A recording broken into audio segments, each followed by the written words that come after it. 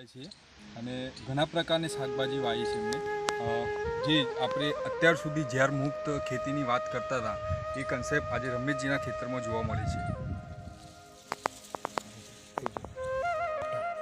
જો કેટલા બધા લુમખા છે, જો કેટલી સંખ્યામાં ટામેટા છે, જો સરસ।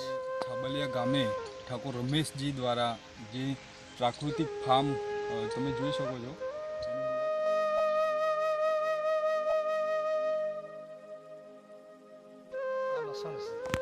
આ લસણ પકાવવા માટેનું છે, બરાબર। આ પાકશે કારણ કે પકાવવાવાળું લસણ છે ને એ થોડી જગ્યામાં આપણે વાવેતર કરવું પડે। એ ધીમે ઉતારો સ્પીડ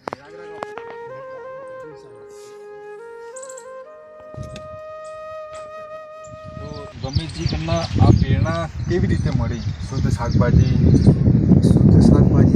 વાવવાની તાલીમમાં જતો ખેડૂતો સાથે જઈ અને ખેડૂતોને જે સાહેબોનું માર્ગદર્શનના આધારે મેં ધીમે ધીમે ઓછા જમીનની અંદર થોડું પ્રવૃત્તિ કરી કે હું જોઈ જોઉં કેવું થાય છે અને આમાં શું ફાયદા છે।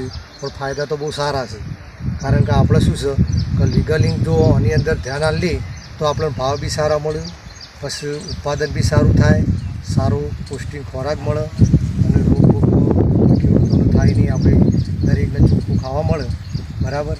એ જ મારું પ્રશ્ન છે કે દરેકને ચોખ્ખું ખાવા મળે એ મારો હેતુ છે।